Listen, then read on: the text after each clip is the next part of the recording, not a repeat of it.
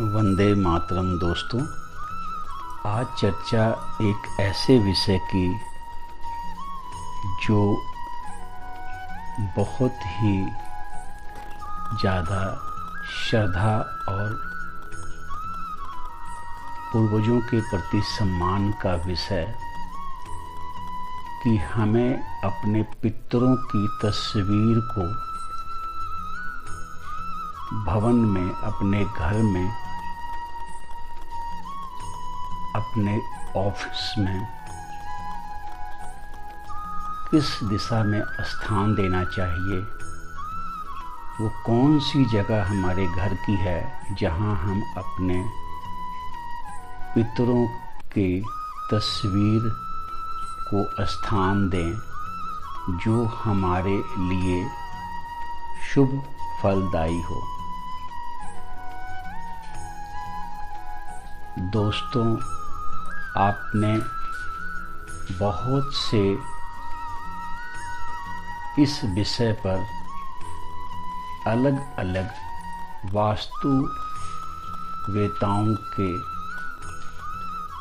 अनुभवों को सुना होगा और विचार सभी के भिन्न भिन्न पाए होंगे और आप इस ऊहापोह में होंगे कि हम अपने घर में अपने पितरों को किस दिशा में उनकी तस्वीर को लगाएं जो हमारे लिए शुभ फलदायी हो। दोस्तों, वास्तु भी एक गहन शोध का विषय है और मैंने इस विषय पर बहुत गहरी शोध की और इस शोध के उपरांत जो मैंने पाया कि अपने पितरों की तस्वीर को हम भवन में किस दिशा में, किस जगह स्थान दें जो हमारे लिए शुभकर हो, हर तरह से हमारे लिए वो शुभ फलदायी हो। कई लोगों ने, कई वास्तुकारों ने, आपने सुना होगा कि उन्होंने कहा कि आप अपने पूर्वजों की तस्वीरों को ईशान घर में, जो आपने पूजा स्थान बना रखा है, वहाँ देवी देवताओं की तस्वीरों के साथ, अपने इष्ट की तस्वीरों के साथ भी अपने पूर्वजों की तस्वीर को रखकर आप उनकी भी पूजा करें। दोस्तों, ये बिल्कुल ही गलत है, क्योंकि देवताओं का स्थान, इष्ट का स्थान पूर्वजों से भी ऊंचा है, क्योंकि उन पितरों को भी मुक्ति और सद्मुक्ति देने वाले वो देवी देवता ही हैं, वो इष्ट ही हैं। इसलिए उनके साथ पितरों की तस्वीरों को लगाना बिल्कुल ही न्याय संगत और वास्तु सम्मत भी नहीं है। तो इस बात को दोस्तों अच्छी तरह समझ लिया जाए कि कभी भी भूल कर भी पितरों की तस्वीर को हमने पूजा घर में अपने इष्ट देवी देवताओं के तस्वीरों के साथ नहीं लगाना है। कुछ दोस्तों का ये भी प्रश्न आता है कि जो हमने गुरु धारण कर रखे हैं उन्होंने भी तो शरीर त्याग दिया है, तो हम उनकी तस्वीरों को अपने पूजा घर में स्थान देते हैं और नित्य प्रति उनकी पूजा करते हैं। तो दोस्तों, जो गुरु हैं, गुरु काया रूप में हम उन्हें नहीं कह सकते। गुरु इस शरीर से परम सत्ता का नाम है, इसलिए उनकी पूजा उपासना श्रद्धापूर्वक की जाती है और उसे इष्ट के समान ही उपासक स्थान देता है। तो इसलिए उनकी और पितरों की तुलना हम नहीं करेंगे। इस तरह हम इस विचार में नहीं आएंगे कि हमने अपने गुरुओं की तस्वीरों को भी तो पूजा कक्ष में स्थान दे रखा है, तो हम अपने पितरों की तस्वीरों को भी स्थान दे सकते हैं, जो बिल्कुल न्याय संगत नहीं है आध्यात्म की इस दृष्टिकोण से, जो मैंने आपको स्पष्ट रूप से अभी समझाया। दोस्तों, तो फिर वो कौन सी जगह है जहाँ हम अपने पितरों की तस्वीर को स्थापित करें, जहाँ वो शुभता प्रदान करें हमारे सारे परिवार पर। और एक बात मैं यहाँ दोस्तों ज़रूर कहूँगा कि पितरों की तस्वीर को भवन में जगह अवश्य देनी चाहिए, अवश्य ही देनी चाहिए। इसमें कोई दो राय नहीं होनी चाहिए। क्या हम उत्तर दिशा में पितरों की तस्वीर को लगा सकते हैं? ये शुभ है। आपने बहुत से लोगों को सुना होगा, उन्होंने ये कहा होगा कि आप उत्तर की दिशा में पूर्वजों की तस्वीर को, पितरों की तस्वीर को लगा सकते हैं। पितरों की तस्वीर को उत्तर दिशा में उत्तर की दीवार पर लगा सकते हैं, जो बिल्कुल भी उचित नहीं है वास्तु के दृष्टिकोण से। वास्तु के दृष्टिकोण से न पूरब की दिशा पितरों के तस्वीर को लगाने के लिए शुभ है, न उत्तर की दिशा शुभ है, न पश्चिम की दिशा ही शुभ है। तो फिर हम पितरों की तस्वीर को कौन सी उस जगह स्थान दें जहाँ वो सबसे ज़्यादा फलदायी हमारे परिवार के लिए शुभ कर हो। दोस्तों, गहन शोध के बाद मैं ये विषय आपके लिए लेकर आया हूँ कि पितरों की तस्वीर को हम अपने घर में किस स्थान पर जगह दें। दोस्तों, 21 सितंबर 2021 श्राद्ध पक्ष प्रारंभ हो रहे हैं।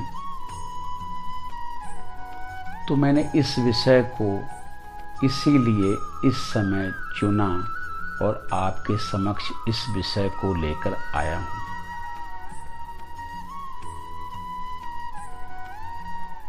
आग्नेय कोण, जहाँ रसोई घर हो, उसके आस पास भी हम पूर्वजों की, पितरों की तस्वीर को स्थापित ना करें। ना हम ड्राइंग रूम में पितरों की तस्वीर को स्थापित करें। पितरों की तस्वीर को स्थापित करने का सबसे जो अच्छा स्थान है दोस्तों, वो है हमारा दक्षिण की दीवार और पश्चिम का कोना, उससे लगती दक्षिण की दीवार। दक्षिण पश्चिम के कोने में दक्षिण की दीवार, उस दीवार पर हमें कम से कम अपनी हाइट से 1, 1.5 या 2 फुट ज़्यादा हाइट पर पितरों की तस्वीरों को इस तरह से लगाना चाहिए कि वो झूलती हुई ना हो, बल्कि वो बिल्कुल स्थिर तरीके से स्थापित की गई हो। तात्पर्य मेरा कहने का ये है कि बहुत सलीके से उस दीवार पर उस तस्वीर को लगाना है, जिससे वो तस्वीर हिलती डुलती ना हो। और एक चंदन की माला या रुद्राक्ष की माला अवश्य उस तस्वीर को सुशोभित करती हो। पितर की उस तस्वीर को सुशोभित करती हो। बगैर माला के पितरों की वो तस्वीर ना हो, इतना अवश्य ध्यान रखें। और वो तस्वीर हमारी हाइट से, हमारी लंबाई से कम 1.5 या 2 फुट की उनकी ऊंचाई ज़्यादा हो, जहां वो हम उसे स्थापित करते हैं पश्चिम और दक्षिण की कोने में दक्षिण की दीवार पर। लेकिन इस चीज़ का विशेष ध्यान रखना है हमने कि हमने कमरे के अंदर,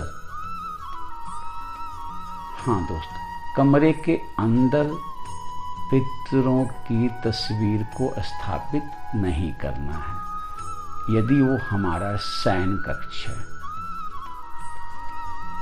हमने लॉबी जहाँ से कि हमेशा हम आते जाते हों, वहाँ खुली जगह हो, वहाँ भी पितर की तस्वीर को स्थापित नहीं करना है। जहाँ हम बैठकर डाइनिंग टेबल लगा हो और वहाँ हम भोजन करते हों, वहाँ पर भी पितरों की तस्वीर को स्थापित नहीं करना है।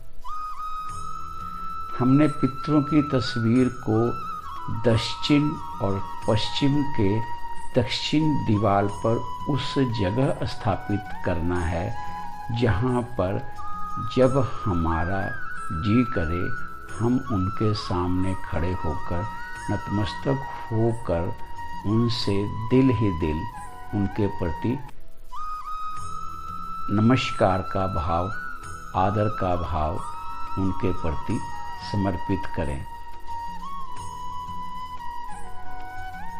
कभी भी तस्वीर को रसोई घर के पास नहीं लगाना, इस चीज का विशेष ध्यान रखना है। आपने कई से वास्तु शास्त्रों का सुना होगा, जहाँ पर ये सुनने में आपको ये भी आया होगा कि आप पितरों की तस्वीरों को कमरे के अंदर लगा सकते हैं, रसोई घर के पास लगा सकते हैं। नहीं दोस्तों, बहुत गहन शोध के बाद इस विषय को लेकर मैं आया हूँ कि कभी भी रसोई के पास पितरों की तस्वीर को नहीं लगाना है, शयन कक्ष में भी नहीं लगाना है। तो सबसे शुभ दिशा पितरों की तस्वीर को लगाने की दक्षिण पश्चिम के कोने की दक्षिण की दीवार दोस्तों, और हो सके तो खासकर अमावस्या के दिन पितरों के निमित्त जरूर आप श्रद्धा भाव रखें, कुछ क्षण रुकें, सामने नमन करें और उन्हें हृदय से प्रणाम करें। उनका आशीर्वाद पूरे घर पर, पूरे परिवार पर बहुत ही शुभता प्रदान करता रहेगा यदि पितरों की तस्वीर इस दिशा में लगी होगी तो। इसके अलावा पितरों की तस्वीर किसी भी जगह लगाने शुभ कर फलदायक नहीं है। ये एक बहुत गहन शोध के बाद मैं आपके सामने पूरे विश्वास के साथ इस बात को रख रहा हूँ और आशा करता हूँ कि आपने इस मेरे वीडियो को बहुत ध्यान से सुना और देखा और समझा और आप अब बिल्कुल निश्चिंत हो चुके होंगे। इस विषय पर इतने सारे उलझनों से आप निकल चुके होंगे कि हमें अपने पितरों की तस्वीर को कहाँ स्थापित करना है, और आप निश्चित होकर इस दिशा में पितरों की तस्वीर को स्थापित करें और उनका आशीर्वाद हमेशा पूरे परिवार पर बना रहेगा। दोस्तों, इस वीडियो को आप अधिक से अधिक अपने दोस्तों और मित्रों तक अवश्य शेयर करें ताकि वो भी मेरे इस शोध का लाभ उठा सकें, और आप भी इस चैनल को अवश्य सब्सक्राइब करें, लाइक करें। नित्य नई ऐसे ही शोधों के साथ नित्य नई जानकारी जो आपके लिए शुभकर हो वो मैं लेकर आने की पूरी कोशिश करता रहूँगा। इसी आशा के साथ मिलते हैं फिर अगले किसी विषय के साथ। तब तक के लिए वंदे मातरम।